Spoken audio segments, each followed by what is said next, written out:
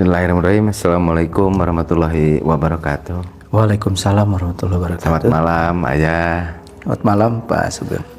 Izin mengganggu waktunya lagi. Malam ini banyak para sahabat yang sudah menunggu untuk antusias dengan buku-buku Ayah.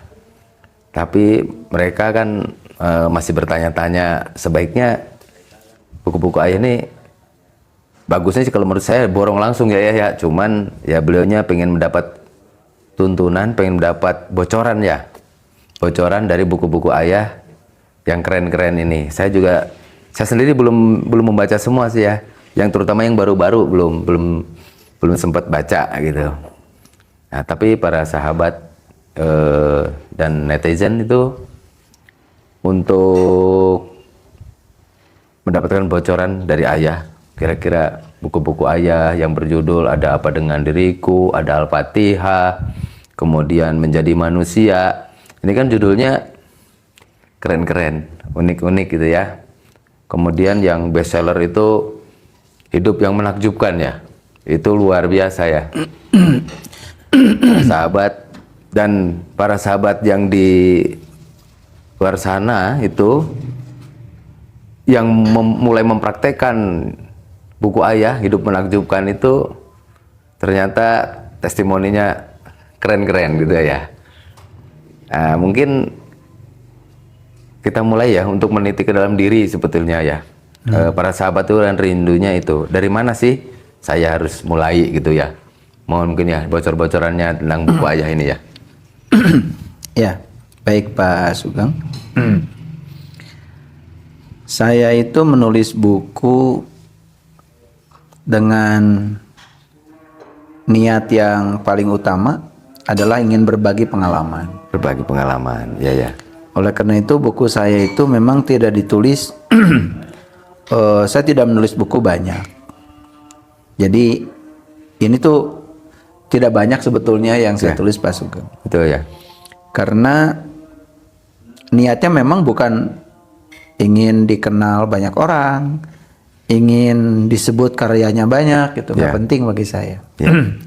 Tapi saya menulis buku berdasarkan apa yang saya rasakan, apa yang saya alami, dan itu telah terbukti. Nah, jadi pengalaman ini ingin dibagikan. Ya. Setuju. Ingin dibagikan kepada para sahabat yang lain, barangkali ya, walaupun jalan kita unik.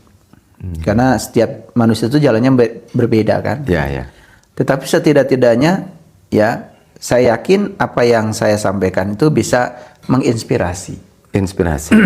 Walaupun mungkin jalan kita berbeda. Ya.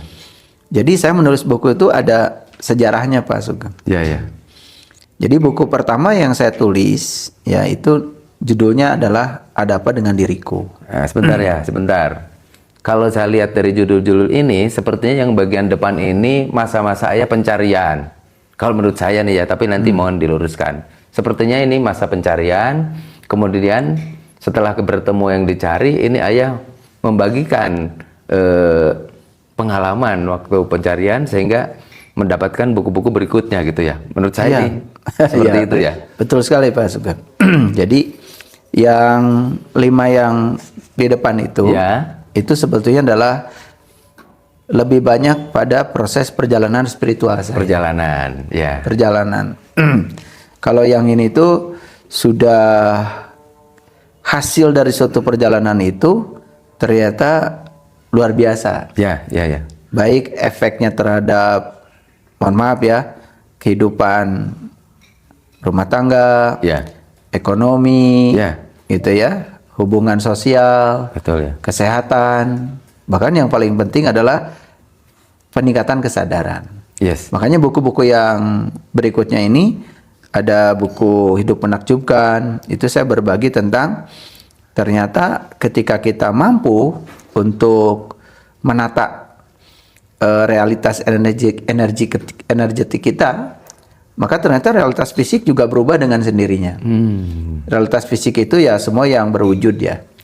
Itu ternyata mengubahnya itu tidak bisa di realitas fisik, harus dari realitas energetik. Nah ini Hidup Menakjubkan itu isinya itu adalah mengarahkan kita untuk bagaimana menata energi kita di dalam. Karena energi itu kan netral. Energi ini bisa di sesuai dengan hukumnya kan. Mungkin Pak Sugeng pernah belajar hukum kekekalan energi. Energi itu tidak bisa diciptakan, tidak bisa dimusnahkan, tetapi bisa dirubah bentuk. Jadi artinya energi itu kan awalnya netral. Jadi energi mau dibentuk jadi apa oleh kita terserah. Makanya di realitas energi itu masih banyak kemungkinan. Siap ya. Nah, karena banyak kemungkinan, maka realitas energi itu sering disebut dengan realitas yang probabilistik. Nah, kalau sudah dibentuk menjadi satu bentuk dan kita fokus pada bentuk itu dari energi, itu sudah masuk ke realitas fisik. Nah, itu tidak ada kemungkinan misalkan kayak gini ya. Kalau Pak Sugeng punya tahu ya, kalau di Bandung ada makanan namanya aci. Aci ya, siap. Nah, aci itu bisa dibuat jadi cireng. Betul.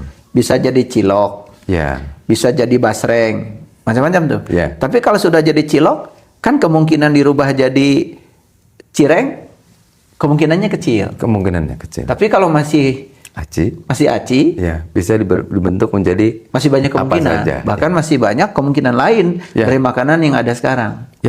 Itu artinya bahwa sebetulnya ya kehidupan itu ya tanpa batas, Pak Sugeng. Setuju ya. Asal kita bisa mengolah realitas energetik kita tuh mau dibuat seperti apa. Nah, itu di situ. Ya, di sini ada 30 titian kesadaran itu sebenarnya saya tuh membuatnya begini, Pak Sugeng. Kan terutama yang sahabat-sahabat yang beragama Islam. Itu kan melaksanakan saum itu 30 hari. 30 hari. Betul. Itu Pak Sugeng. Dan ini buku ini juga dibuat oleh saya 30 hari. Saya ikut waktu itu ikut berpartisipasi di sana, pokoknya ikut waktu ayah menjelaskan itu. Itu 30 hari. Jadi buku ini titian tangga kesadaran. Jadi tangga pertama dibuat hari pertama Ramadan. Yang keduanya dibuat hari kedua Ramadan. Betul. Jadi 30 Ramadan itu ya jadilah buku.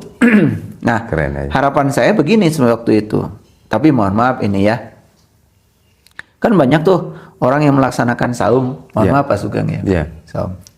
Hanya menjalankan ritual, tidak makan siang hari.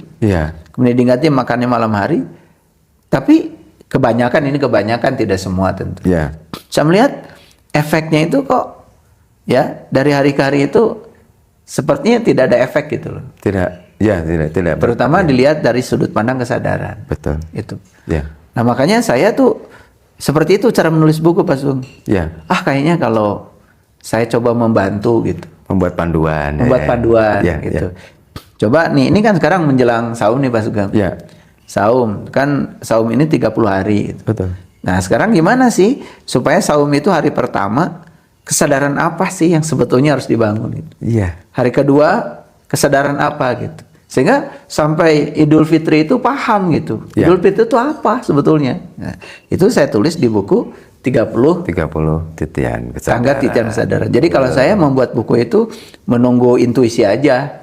Kalau kira-kira ada secara pragmatis ada manfaatnya, ya saya buat gitu. Karena ilmu itu kan harus memenuhi 3 asas. Yang pertama asas koherensi. Koherensi itu sebenarnya berhubungan dengan konsistensi. Jadi kalau yang namanya kebenaran itu dibicarakan kapan saja harus sama. Jadi kalau dibicarakan di waktu yang berbeda ternyata berbeda, berarti bukan kebenaran. Nah, kebenaran itu harus konsisten, harus koheren. Gitu. Nah, yang kedua, ya kebenaran itu kan harus nyata dan bisa dibuktikan. Jadi kalau tadi Pak Sugeng bilang banyak orang yang kemudian mengamalkan ya dari buku-buku ini dan kemudian mereka merasa yang diceritakan di sini ketika diamalkan terbukti. Ya karena memang kebenaran itu nyata dan bisa dibuktikan. Itu yang namanya asas korespondensi. Keren sekali ya. Dan yang terakhir namanya asas pragmatis, Pak Sugeng. Asas pragmatis, Pragmatis itu berarti ya ilmu itu harus ada manfaatnya gitu. Ada manfaat, asas manfaat. Buat apa Pak Sugeng beli buku-buku saya? Ya. Tapi Pak Sugeng cuman sekedar jadi kolektor ilmu. Nah, buku ini kan hanya menginspirasi, selanjutnya harus masuk dalam dimensi praktek. Praktek, betul. Praktek. Nah, masih kemarin tuh ada sahabat kita dari Samarinda. Ya, Samarinda. Sharing ya di Miskatul Anwar. Ya. Jadi beliau itu datang ke Bandung sengaja dari Samarinda hanya ingin berterima kasih pada saya karena beliau itu sudah menjalankan semua termasuk yang ada di buku-buku ini dipraktekkan dan ternyata semua terbukti gitu. Ya. Banyaknya testimoni kepada kami juga banyak seperti itu gitu ya.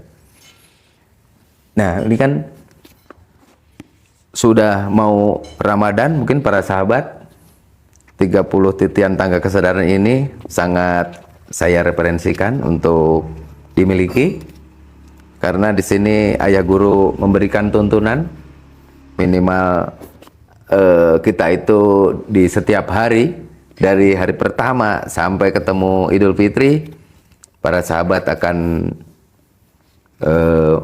mendapatkan panduan untuk lebih berkesadaran mungkin ya. Bukan sekedar panduan, ya. Tetapi nanti itu ada ukuran-ukuran untuk mengukurnya. Oh, ada apakah itu ya? Kesadaran kita meningkat gitu. Kayak Pak Sugeng naik tangga ya. Naik tangga tuh. Naik tangga tuh kan tangga pertama, tangga kedua, tangga ketiga, kan rasanya beda tuh. Betul ya. Di setiap tangga itu. Gitu.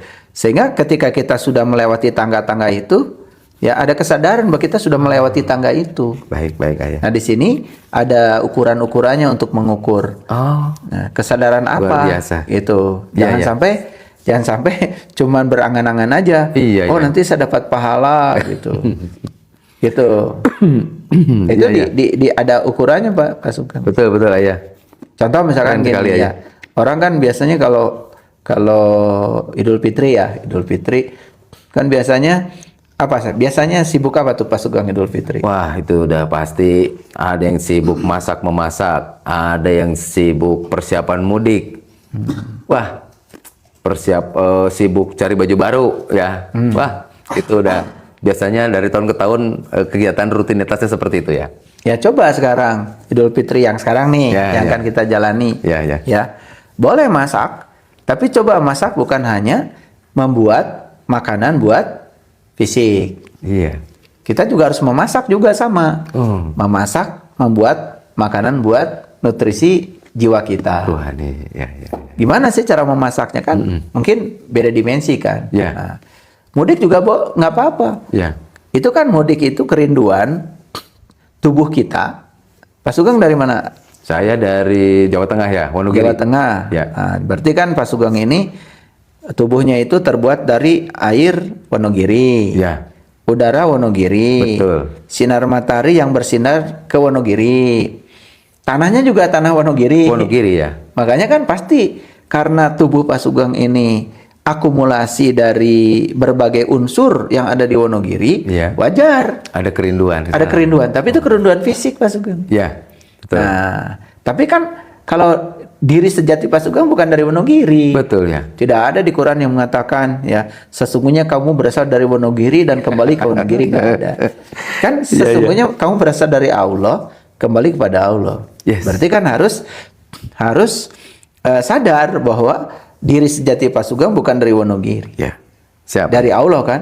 Betul ya. Nah, masa tidak rindu pulang pada Allah? Oh, rindu sekali. Nah, kalau rindu pulang pada Allah nih bukunya yang ini Pak Sugeng nih. Dari mulai berarti sebelum ke sini sebaiknya para sahabat mendapat panduan rindu untuk merindukan diri sejati dan kembali kepada Allah. Mungkin ada panduan dari mulai buku ini ya. Betul, supaya Idul Fitri tadi Pak Sugeng. Nah, di buku ini juga di 30 titian ke tangga kesadaran di hari ke-30 itu ada prosesi itu. Jadi bagaimana kita tadi kan kata Pak Sugeng masak-memasak, bagus, tapi kita tidak bisa memungkiri kalau kita kan perlu juga fisik kita nutrisi yang bagus. Tapi jangan lupa loh, jiwa kita kalau ditelantarkan di Quran disebut pendusta agama tuh. Pendusta agama. Ya. Ara'aital ladzi yukadzibu bidin, celakalah para pendusta agama. Ya. Fazalikal ladzi yad'ul yatim, yang mentelantarkan jiwanya. yatim. Itu pendusta agama itu ya menurut Al-Qur'an. Jadi mudik penting. Jasmani kita dari Wonogiri wajar pengen di Wonogiri, silaturahim kan? Silaturahmi dengan orang tua. Tetapi kan diri sejati kita dari Allah. Ya. Masa nggak rindu ke kampung asal kita? Betul. Nah, itu makanya di sini lengkap ya, paduannya semua sudah ada. Oke ya. Ini untuk buku 30 Tanggal Kesadaran. Nah, yang saya ingin dapat penjelasan dulu yang bestseller nih ya. Dan orang udah banyak mempraktekannya. Dan banyak yang sudah berhasil ya. Gitu. Padahal baru lihat buku, dari buku ya, dari baca, kemudian praktekan, dari baca. Nah, ini mungkin minta penjelasan ya tentang buku yang keren ini, Hidup yang Menakjubkan. Judulnya udah keren sekali ya. Ya, jadi Hidup yang Menakjubkan ini sebetulnya dibuat oleh saya dengan latar, semua buku ini ada latar belakangnya Pak Sugeng. Yes, pasti. Jadi kalau saya ditanya kenapa bikin buku ini, pasti ada ceritanya. Yes. Nah, cerita Hidup yang Menakjubkan begini. Maaf tapi mohon maaf ya. Saya melihat Pak Sugeng, orang itu hidupnya itu lahir, sekolah, bekerja, mati. Coba benar nggak omongan saya? Seperti itu ya. Lahir, sekolah, sukses kan? Iya. Dari mulai sekolah paling rendah, dari TK sampai S1, S2, S3. Iya. Setelah itu bekerja, menikah, berkarir, ya udah termasuk itu, dan mati kan? Iya. Masa hidup cuma begitu? Kurang seru ya? Ya, dan saya juga mohon maaf ya, banyak sekali melihat dari mengamati diri saya juga Pak. Iya. Makanya saya juga sama begitu, lahir, sekolah, kemudian saya jadi dosen, jadi PNS, ya kerja kan? Kan ujungnya saya mati, masa cuma begitu? Nah, terus dalam proses ini tuh saya tuh mau berbagi apa sih gitu? Dan tentu yang dibagikan itu sesuatu yang harus kita miliki. Betul. Kan banyak ini kan Pak Sugeng ya. Orang nyuruh sedekah, tapi dia juga nggak pernah, gitu kan? Nyuruh berbagi, tapi dia sendiri nggak pernah. Jadi kalau saya itu punya prinsip, saya tidak mau menyuruh sesuatu pada orang lain yang saya sendiri tidak belum mengalaminya. Jadi buku ini latar belakangnya gini Pak Sugeng. Saya tuh pernah kerja. Pergi pagi, istri saya itu sampai nggak ketemu tuh pagi itu. Karena saya pagi banget itu udah pergi. Anak-anak masih tidur. Betul. Nah, itu saya baru pulang ke rumah itu sekitar jam 10 atau setengah 11 malam. Wah, luar biasa. Dan itu tiap hari Pak Sugeng. Karena dulu saya menganut prinsip bahwa makin tinggi kerja keras, makin cepat sukses. Nah, karena dulu belum punya ilmunya. Jadi saya menulis buku ini tuh, para sahabat jangan kayak saya gitu. Saya pernah melewati fase itu. Ternyata alam semesta itu tidak menganut itu. Jadi makin banyak waktu yang kita luangkan untuk bekerja, ternyata tidak berbanding lurus dengan hasil yang kita diterima. Dapat. Alam semesta tidak paham itu. Nah, alam semesta itu justru memahaminya bukan berapa keras kerja kita, tapi berapa besar energi yang dipancarkan dari pikiran dan perasaan kita. Jadi setelah saya mempelajari konsep energi, frekuensi, vibrasi, saya menemukan rahasianya di situ, Pak. Dulu ya, mohon maaf ya, saya pengen punya rumah satu aja. Itu benar-benar banting tulang Pak Sugeng. Menabung lah, apa segala macam. Jadi saya pagi ngajar di tempat ini. Berlagi ke tempat ini. Berlagi ke tempat ini. Satu sehari itu bisa 5-6 tempat bekerja Pak Sugeng. Luar biasa ya. Itu. Hasilnya apa? Hasilnya capek. Nah, jadi buku ini tuh saya tulis dengan latar belakang seperti itu. Jadi saya mikir, apa masih ada gitu orang-orang di dunia ini yang menganut prinsip bahwa makin banyak waktu kita buat bekerja, maka makin banyak hasil yang didapat. Nah, Keren, sebenarnya buku ini keren. juga terinspirasi oleh sebuah buku sebenarnya Pak Sugeng. Ya, Jadi saya pernah membaca buku judulnya The Future of God. The Future of God. Nah, itu yang menulis namanya Deepak Chopra.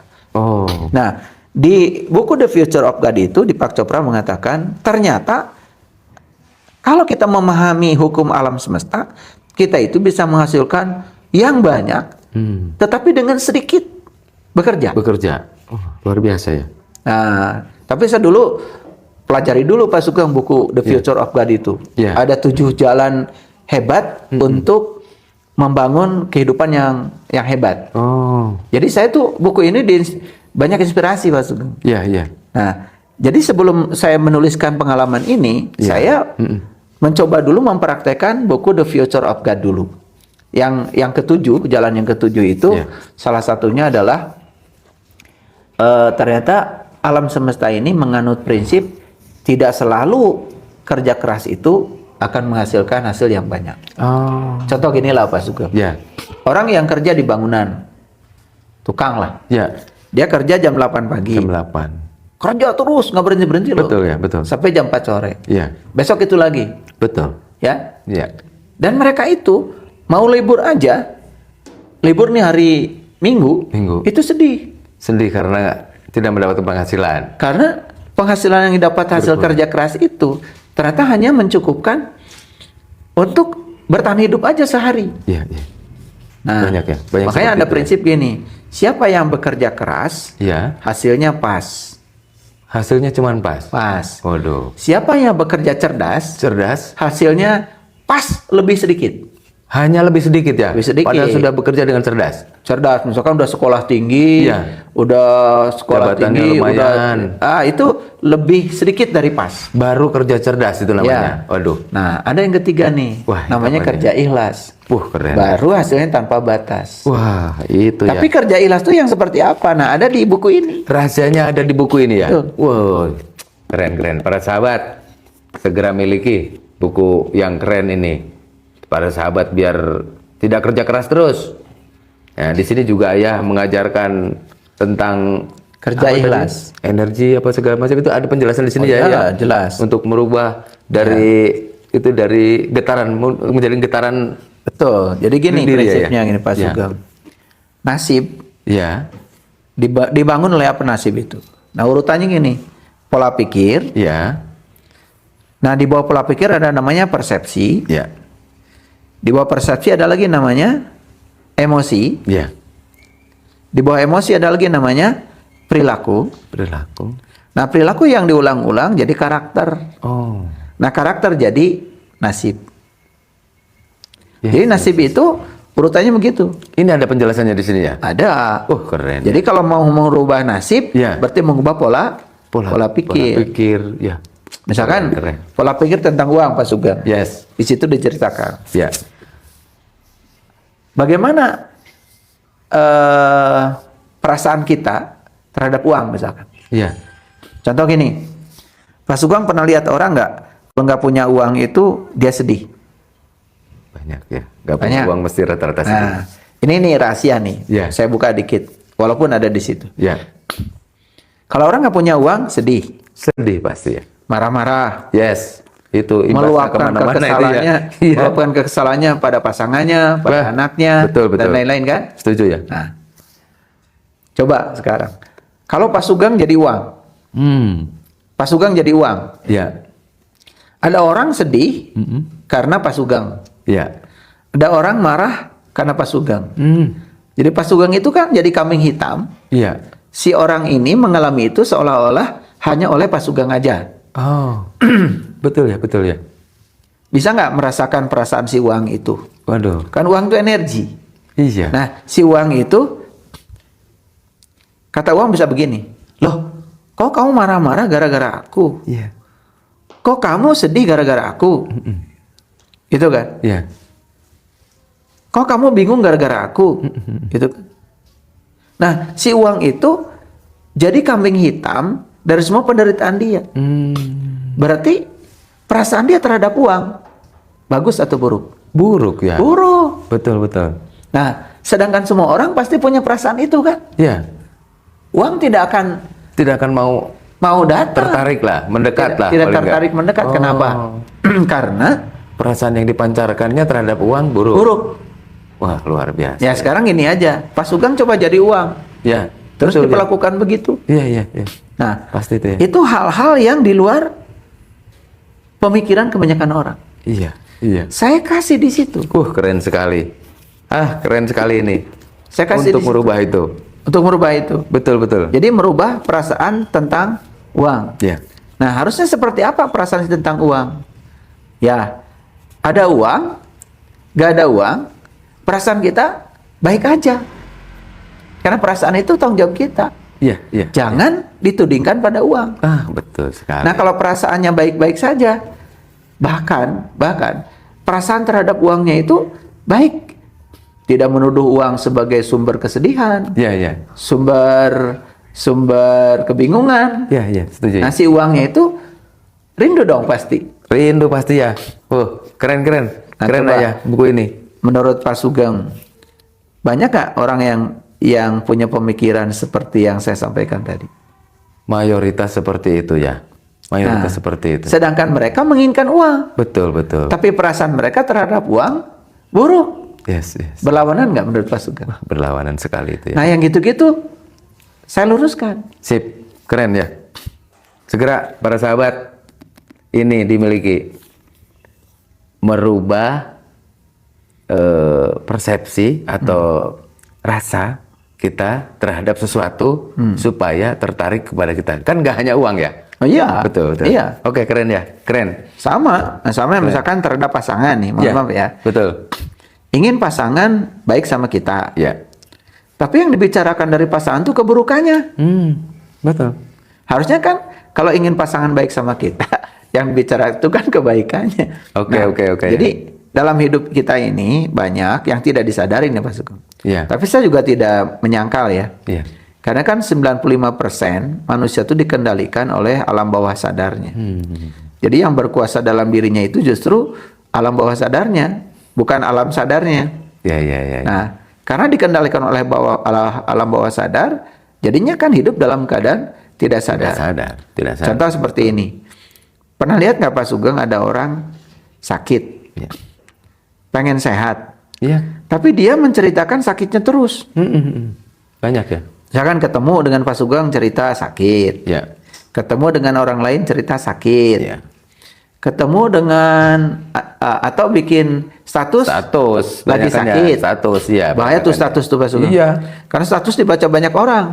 Bayangkan kalau asalnya orang itu tidak berpikir kita sakit, kemudian ada 1000 orang yang membaca status kita dan berpikir kita sakit jadi doa. Aduh. Nah, di hidup menakjubkan itu, Ya. termasuk yang sepele-sepele seperti itu juga sama saya Oke. dibahas Pak Sugeng. Oke, nah buku ini ya, buku Hidup Menakjubkan maupun ini tidak akan tercipta mungkin tanpa ayah sendiri mengalami perjalanan Betul. yang ini. Betul. Untuk itu buat para sahabat mungkin minta penjelasan juga ya. Iya boleh. Nih. Boleh. Harus mulai dari mana nih ya? Ya. Buku ayah Jadi ini. pengalaman saya itu mulai dari sana Pak Sugeng. Yang ini ya. Ya. Yang ini ada apa dengan diriku? Betul. Nah, Makanya ada gimana apa ya? dengan diriku ada tanda tanyanya. Yes. Bocorannya sedikit ya. Ya. Coba lihat tuh ada gambar orang yang bingung kan? Oh, berarti buku ini waktu itu ayah sedang mengalami kebingungan. Bingung. Oh, luar biasa. Misalkan gini ya. Dan semua orang pasti mengalami kebingungan sebetulnya ya. Ya. Kan saya itu diajarkan oleh orang tua. Oke. Harus menjalankan agama. Ya. Harus menjalankan ritual agama gitu. Tapi saya juga nggak pernah dijelaskan. Nah, semua ritual yang dilakukan itu buat apa? Oh. Gitu kan? Ya, Nah, ya. semua kebingungan saya itu ditulis di situ Pak Sugeng. Yes. Misalkan Oke. salah satu contoh kebingungan saya, mohon maaf nih, Ya, ya. mungkin kalau para sahabat lain nggak bingung ya. Kan saya sering diajarkan sama bapak saya dulu, kalau Allah itu dekat dengan kita, Betul. gitu. Tapi rumah Allah katanya ada Jauh. di suatu tempat, jauh. Nah, saya bingung kan Pak Sugeng, Iya.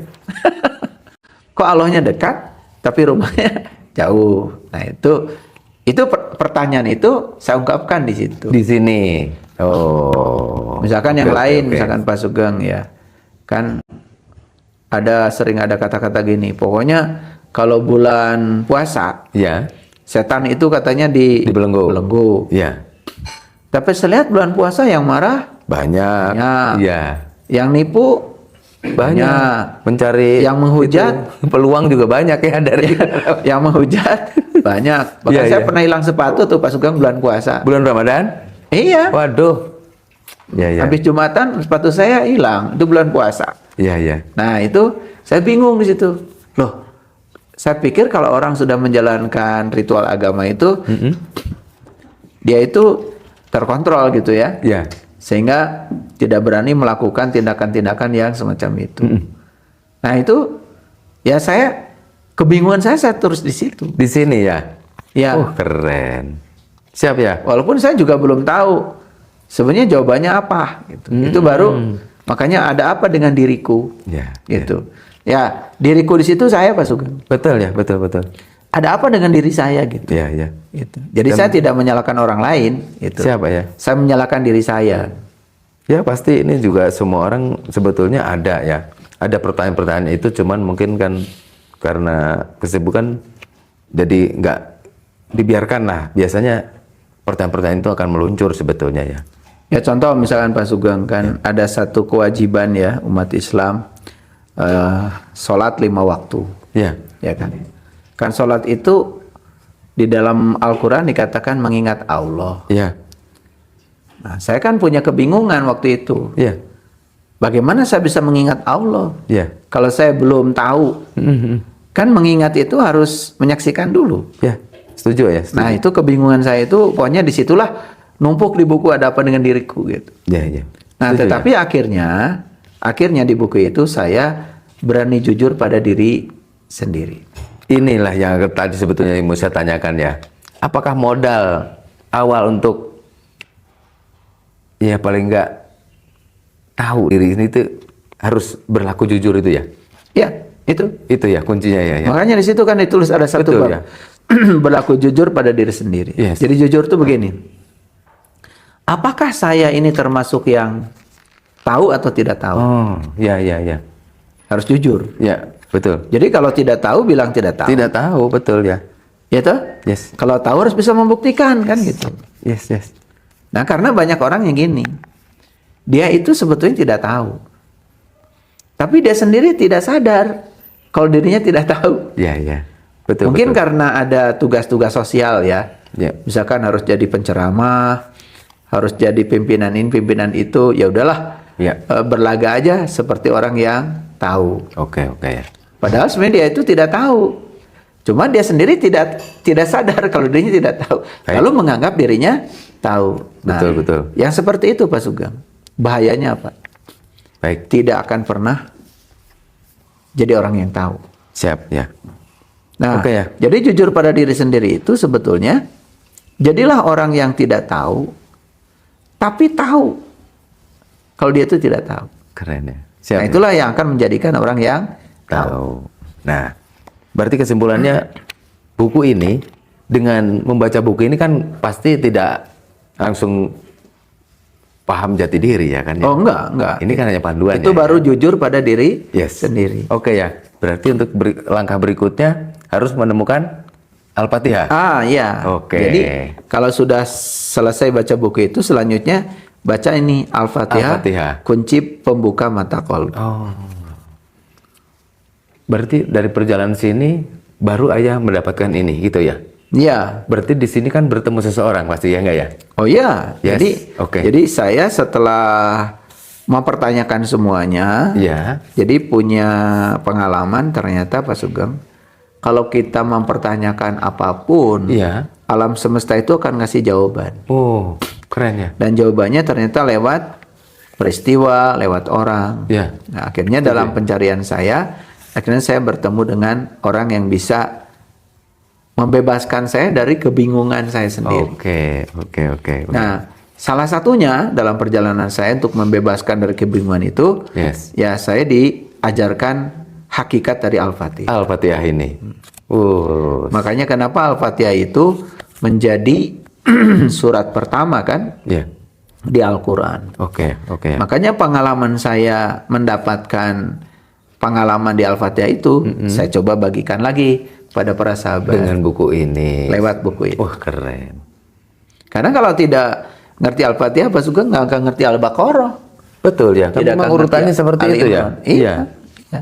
Oke. Padahal kan surat pertama yang diturunkan Allah itu Al-Alaq. Ya? Al-Alaq kan. Al-Alaq, betul. Iya kan? Yang Iqra bismi rabbikal ladzi khalaq itu. Betul. Tapi kan oleh Nabi Muhammad disusun Al-Qur'an ya. Surat pertamanya Al-Fatihah. Al-Fatihah dulu ya. Jadi kalau Al-Alaq itu ya spesial buat Nabi Muhammad. Kalau buat kita mah ya umatnya harus ngikuti apa yang disarankan Nabi Muhammad. Al-Fatihah dulu, Al-Baqarah gitu. Ya, malah Al-Alaqnya itu kan baru di surat yang keberapa? Betul. Di ujung-ujung itu Al-Alaq itu. Nabi Muhammad kan spesial, kalau beliau kan Al-Alaq dulu. Iya. Ya kan? Iqra dulu. Yes. Kalau kita mah mungkin tidak bisa begitu ya gitu. Makanya hebat tuh Nabi Muhammad itu. Beliau memberi petunjuk ya. Keren. Makanya kita mulainya dari Al-Fatihah gitu. Keren ya. Siap ya. Keren para sahabat. Harus dari Al-Fatihah. Segera miliki karya-karya Ayah Guru ini, terutama mulai apa dengan diriku, kemudian lanjutnya Al-Fatihah. Nah, setelah Al-Fatihah, Al-Fatihah itu kan kunci pembuka mata kolbu. Yes. Nah, jadi berarti kolbu itu ada pintunya. Ada pintunya ya? Ada pintunya. Waduh, siap ya. Nah, jadi kalau kolbu itu ada pintunya, ya. Berarti kolbu itu kan sebenarnya rumah. Ya. Betul. Rumah kan kayak rumah. Yes. Ada pintunya. Setuju ya. Ya. Makanya di Quran ada kata-kata falyabudu rabb hadzal bait. Jangan sembah rumahnya, sembah yang punya rumah. Punya rumah. Nah, berarti ada rumah, ada yang punya rumah. Ada yang punya rumah, betul. Setiap rumah ada pintunya. Yes. Nah, bagaimana supaya kita bisa ketemu dengan yang punya rumah? Yes. Makanya saya baru menulis buku yang ketiga, Pak. Ini ya. Iya. Bertamu di rumahnya. Oh, keren. Oke. Jadi kalau saya nulis buku itu enggak, mohon maaf ya, bukan karena wah sekarang ini ada isu nih tentang ini tulis gitu. Saya bukan begitu. Ya. Saya menulis buku sesuai dengan perjalanan diri saya. Oke. Bukan perjalanan orang lain gitu, bukan ngikuti isu gitu. Ya. Saya tidak tertarik untuk menuliskan perjalanan orang lain karena saya tidak mengalami. Jadi saya menulis buku ya sesuai dengan perjalanan saya. Iya.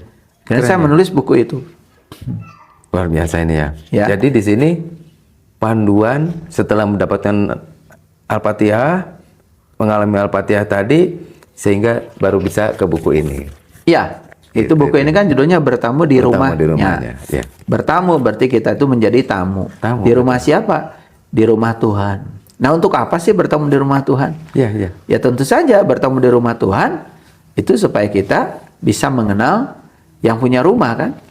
Ini kalau saya lihat di daftar isinya nih ya, ini kan seperti perjalanan berhaji ya.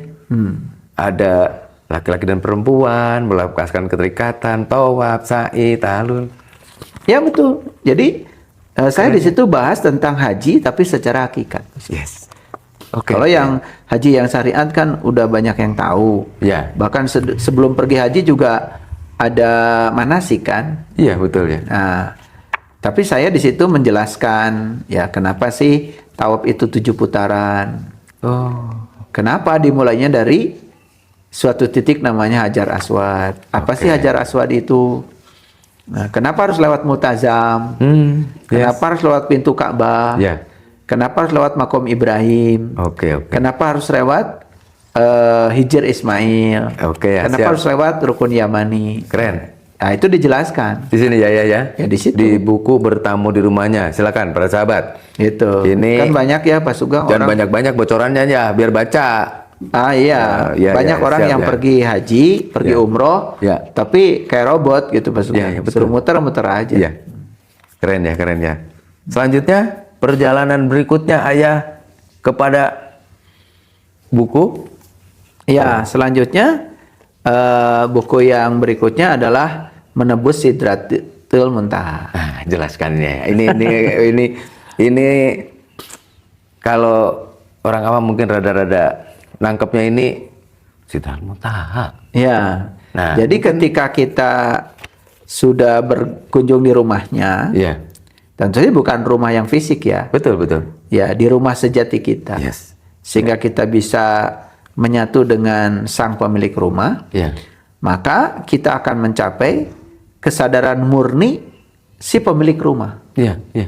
Nah, Setuju, ya. kesadaran tertinggi yang bisa dicapai oleh manusia itu ketika dia ya merasakan kemanunggalan dengan pemilik rumah. Nah, rasa kemanunggalan itulah yang di Quran diabadikan di Quran surat An-Najm dengan istilah Sidratil Muntaha. Sidratul Muntaha. Ya, akhirnya saya menulis ya bagaimana kita bisa mencapai kesadaran yang puncak itu. Oke, oke.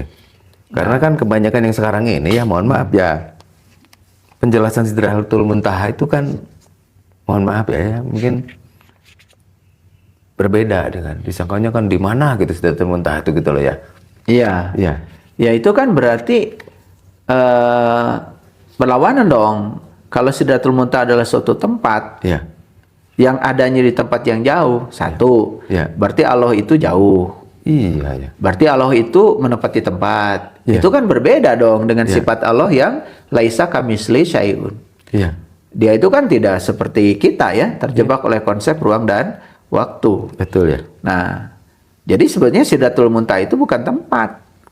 Itu adalah puncak kesadaran. Puncak ya, karena artinya ini juga ya, ya. Puncak kesadaran. Puncak kesadaran. Atau ya. disebut kesadaran puncak. Oh. Dan kesadaran puncak itu tiada lain adalah ya kesadaran semesta. Nah, kesadaran semesta ya kesadaran dia sendiri. Iya, iya. Setuju ya. Itu. Setuju. Oke. Nah, jadi saya juga di sini ingin sedikit berbagi pengalaman ya. Bagaimana mungkin kan tidak memenuhi asas keilmuan tadi Pak Sugeng. Iya, betul ya. Kalau Sidratul Muntaha itu tempat, berarti Allah ada berada di suatu tempat. Di suatu tempat. Kalau Sidratul Muntaha itu jauh, berlawanan dong dengan ayat-ayat Al-Qur'an yang mengatakan, "Aku bersama kamu." Yes. Karena Allah sendiri yang mengatakan aku bersama kamu, bahkan lebih dekat daripada urat nadi leher. Oke, oke ya. Jadi kalau Sidratul Muntaha itu di tempat yang jauh, berarti seolah-olah manusia dengan Tuhan itu terpisah. Sedangkan Allah sendiri di Quran mengatakan aku bersama kamu. Berarti kan ma'a itu bersama berarti tidak terpisah dong. Jadi dari sisi asas keilmuan, berarti pemahaman tentang Sidratul Muntaha itu tempat yang jauh berlawanan dong dengan Al-Quran sendiri. Tidak sinkron ya. Tidak ya. sinkron, tidak Siap. koheren tuh Ya, namanya. ya. Oke ya. Tidak konsisten. Keren-keren. Ini karya-karya Ayah. Untuk selanjutnya mungkin karya Ayah dalam masa pencarian lah ya. Ya, masa pencarian. Itu berakhir di Menjadi manusia. menjadi manusia. Ini juga. Jangan-jangan saya juga belum manusia ini ya. Aduh. Judulnya inilah ya. Aduh. Ya, jadi apakah ada syarat ya untuk menjadi manusia itu sebetulnya? ya ada. Ada syaratnya kan di Quran jelas. Walaqad darawna li jahannam katsiran minal jinni wal ins. Lahum qulub la yafqahuna biha. Walahum adzan la yasmauna biha. Walahum a'yun la yubsiruna biha. Iya. Ulaika kalana. Jadi yang namanya manusia itu adalah mereka yang punya kolbu. Yang kolbunya itu sudah digunakan untuk memahami, Iya. melihat, dan mendengar. Itu kata Quran tuh. Iya, iya. Baru disebut manusia. Manusia, iya. Tapi kalau dia itu punya kolbu, Iya. tidak digunakan untuk memahami, Memahami, melihat, Melihat. dan mendengar. iya. Kata Quran nih, bukan kata saya Pak Sugeng. Yes. Ulaika kal an'am. Surat apa itu ya biar pada Itu surat dibaca ya. Al-A'raf Al-A'raf ya. ayat 179. Waduh. Aduh. Ya. Kok merinding saya? Jangan saya belum manusia nih ya. Jadi disebut manusia itu kata Quran kalau dia sudah bisa memaksimalkan fungsi kolbunya. Kolbu itu fungsinya 3, memahami, melihat, dan mendengar. Iya. Tapi kalau manusia ini diberi kolbu oleh Tuhan, Iya. tidak difungsikan kolbunya, maka kata Tuhan bukan kata saya. Ulaika kal an'am balhum adol. Ada kata balhum adol. Adol itu artinya hina. Hina. Ya, jadi sebetulnya manusia yang punya kolbu tapi tidak digunakan 3 fungsi kolbu. Betul fungsi tadi. Kata Quran, kamu itu seperti binatang, Iya. bahkan lebih hina Lebih hina. dari binatang. Waduh. Maka di Quran surat Al-Baqarah ayat 65 dikatakan manusia itu bahkan ya lebih hina dari monyet. Aduh. mengerikan ya. Jadinya. Oh, iya. Itu kata Quran. Ya, siap. Karena pedoman hidup kita kan yang beragama Islam Al-Quran. Betul ya, betul. Jadi saya menyitir dari Al-Quran, Pak Sugeng. Nah, jadi disitulah saya menceritakan pengalaman saya. Bagaimana kita bisa menjadi manusia. Keren ya. Perjalanannya sampai menjadi manusia. Setelah menjadi manusia, baru ayah mengalami perjalanan yang perjalanan sebagai manusia. Keren-kerenan ini jadinya ya. Ini perjalanan sebagai manusia nih. Iya. Jadi manusia itu hidupnya pasti menakjubkan. Betul. Manusia itu pasti sadar. Iya. Jadi kalau tidak menakjubkan ya berarti ada yang salah sebagai manusia. Yes, oke aja. Keren sekali ya. Nih kalau ini saya belum sempat baca terus terang ya yang ini nih. Dahsyatnya kekuatan perasaan. Ya. Nah ini belum pernah baca saya. Ya, jadi itu saya jelaskan bahwa apa nih, perasaan itu kan wujud nyatanya energi. Rahasia ini ya. Nah, jadi gini Pak Sugeng. Ini berarti ini bisa panduan untuk menuju yang hidup yang menakjubkan dong ya. Salah satunya. Harus paham ini jadi, dulu ya. Kalau ini tuh global. Ya. Global penjelasannya. Ya. Kalau itu adalah ada salah satu bagian di hidup menakjubkan. Ayah detailkan lagi. Didetailkan. Luar biasa. Cinta kasih ayah. Misalkan gini nih. Di sini saya ceritakan bahwa kekuatan otak itu 1. Ya. Tapi kekuatan perasaan 5.000. Nah, di Ya. situ baru didetailkan. Didetailkan di sini di buku ini. Makanya judulnya dahsyatnya kekuatan perasaan. Jadi si perasaan ini, Iya. ya, itu kalau di mobil itu Pak Sugeng, Iya. bensin lah, Bahan bakarnya. bahan bakarnya. Iya. Nah, pikiran itu ibarat mobilnya. Oke. Nah, Pak Sugeng punya mobil, tapi nggak kebeli bahan bakar. Wah, nggak maju ya? Nah, itu. Siap. Makanya mobil nggak jalan kalau nggak ada bahan bakar. Nah, pikiran ini mau menginginkan apapun percuma aja. Karena nggak ada bahan bakarnya. Nggak ada emosi. Powernya nggak ada. Harus ya. ada powernya. Nah, sedangkan perasaan itu, nah ini, Ya. ini kan coba gambarnya beda. Ini gambarnya ini Kecil, betul. besar. Betul. Ini Karena yang lebih ini besar. tuh 1, kalau ini 5.000. Luar biasa rahasianya buku ini. Jadi perasaan keren. itu punya kekuatan 5.000 kali 5.000 kali. dibandingkan pikiran. Dijelaskan di sini sama ayah secara detail. Iya. Waduh. Nah, Keren sehingga Keren sekali. nanti si perasaan ini bisa menjadi mesin penentu nasib. Waduh. Segera para sahabat nih. Waduh, luar biasa nih ya bukunya. Oke. Kemudian apalagi nih ya? Ini termasuk harus untuk dorong yang ini. Nah ini ya. Menjadi pengrajin nasib sendiri. Waduh, Iya. ini berarti Tadi itu apa pesan ayah nih ya? Semua diri itu sebetulnya harusnya rajin tekun. kalau perajin itu artinya apa? Perajin itu kan bikin ukiran, Tekun sekali itu dengan ya. tekun, sabar. Nah, Iya. si diri ini mau dibentuk jadi apa maksudnya? Oh, pesannya seperti itu. Pak Sugeng itu ingin dirinya Pak Sugeng itu seperti apa? Oh, iya, Bebas. Bebas. Mau seperti apa? Bebas. Terserah Pak Sugeng. Nah, jadi Pak Sugeng itu harus menjadi perajin Iya. bagi nasibnya Pak Sugeng sendiri. Oke. Nah, tadi nasib itu ditentukan oleh apa? Tadi kan pola pikir. Kemudian persepsi. Iya.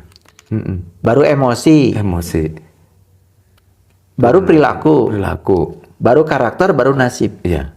Nah, jadi menjadi perajin nasib sendiri itu berarti setiap hari itu kita harus bisa memiliki pola pikir yang bagus. Betul. Pola pikir yang menenangkan. Ya. Pola pikir yang optimis. Ya.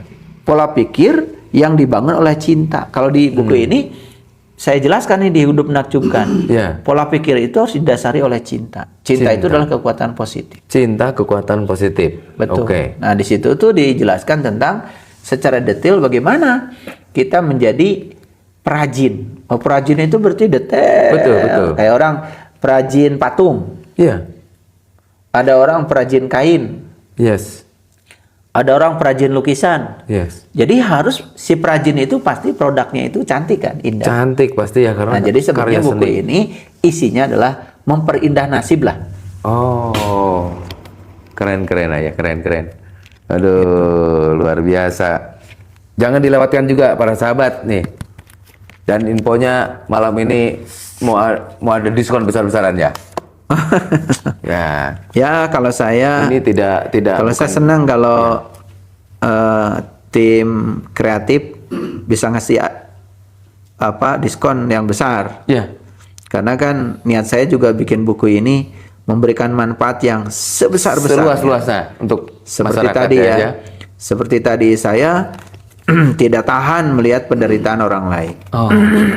Luar biasa ya. Karena saya juga tidak bisa memberikan uang banyak kepada banyak orang. Iya, iya, iya. Sangat masih terbatas sekarang. Iya. Ya. Minimal Gitu. ya ayah memberikan Tapi cara saya bagikan caranya aja gitu. Iya. Daripada ngasih ikan kan lebih bagus ngasih kailnya. Betul ya. Biar ikannya Setuju nanti ya? dapat sendiri Pak Sugeng. Wah, nanti kalau udah rajin kan dapatnya lebih banyak malahan ya. Ya, bisa lebih hebat dari saya. Iya, setuju ya. Jadi saya senang aja kalau semua masyarakat yang membaca buku saya ini lebih hebat dari saya segalanya. Mendapatkan manfaat terutama dari buku ini ya lebih baik lagi, lebih hebat lagi ya. Betul. Oke, selanjutnya ya. Ini kan dalam semua perjalanan hidup ini pasti ada niat. Tapi kadang-kadang ya itu ya. Mana niat, mana ambisi itu kadang juga pabaliut lah bahasa Inggris nama ya. Jadi ayah membuat buku nih, menulis buku menjelaskan tentang itu ya. Perbedaan niat suci dan ambisi ego. Jadi seperti dapat pencerahan tuh saya itu ya dari situ itu ya. Mau dijelaskan ya tentang buku ini ya yang keren ini ya. Sekarang ini, Pak Sugeng sadar nggak kalau kita ini datang ke dunia ini direncanakan Allah. Siap ya. Berarti kalau Allah yang merencanakan kita dibuat, berarti Allah tuh tidak mungkin membuat kita tanpa tujuan kan? Iya betul ya. Berarti yang punya tujuan tentang kehidupan kita bukan diri kita dong, Oh tapi si pembuatnya itu. betul ya. Jadi buku ini sebetulnya mengarahkan pembacanya Iya. supaya hidup mereka itu sesuai dengan misinya Allah. Oke Nah, oke. kalau hidup kita itu sesuai dengan misinya Allah, Yes. tidak ada yang namanya yang negatif itu. Selaras gitu ya maksudnya. Selaras. Makanya saya sebut niat suci. Niat suci ya. Nah, kebanyakan kan orang itu hidup di dunia ini ya tidak pernah menanyakan, ya Allah, saya diciptakan ini untuk tujuan apa? Oh 90% sepertinya yang tidak bertanya ya. Tidak bertanya. Mesti Akhirnya bertanya. hidup tadi ya lahir, sekolah, bekerja, Kerja ya. ujung-ujungnya Ya ada mati. korupsi dulu baru mati.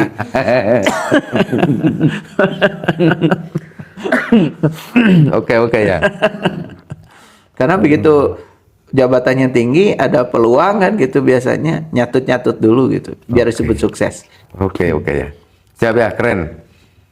Ini sangat penting juga dimiliki oleh para sahabat supaya lebih punya arah lagi. Ini Ya, itu tuntunan pertelan-pertelannya sebetulnya. Ya.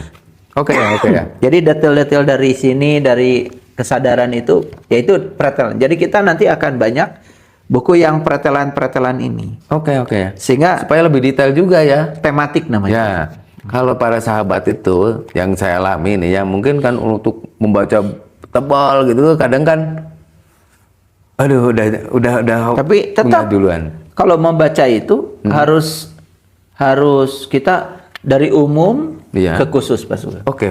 Siap. Jadi siap, ya. umumnya harus dibaca dulu. Oke. Baru nanti pretelan-pretelannya Detailnya detailnya. akan diarahkan ke buku yang Buku yang kecil-kecil. keren. Ini lagi ya, buku yang tidak kalah dahsyatnya ya. Karena terus terang banyak netizen, banyak para sahabat juga mengalami peristiwa berumah tangga itu Padahal semua juga terjadi sebetulnya. Cuman dalam menyikapinya ini yang penting kan ilmunya nih ya. Karena terus terang tidak ada latihan dulu ya mau berumah tangga itu. Jadinya kan langsung jeburkan gitu. Akhirnya begitu tahu kelabakan gitu ya. Nah, tapi saya udah membaca buku ini ya. Udah ya? Udah. Kayak yang ini udah ya. Nah, ini rahasia apa yang ayah bagikan untuk para sahabat, bahkan mungkin untuk para yang masih muda ya, yang baru menikah nih. Karena di sini judulnya keren, membangun surga dalam pernikahan ya. Iya. Jadi surga itu kan kebalikannya neraka, Pak Sugeng. Betul. Jadi pernikahan ini bisa membangun surga, bisa membangun neraka, ya terserah kita. Oh, yes. Karena sejatinya yang membuat diri kita ini bahagia atau menderita, sebenarnya bukan pihak lain, tetapi diri kita sendiri. Jadi di situ nanti saya akan menjelaskan bahwa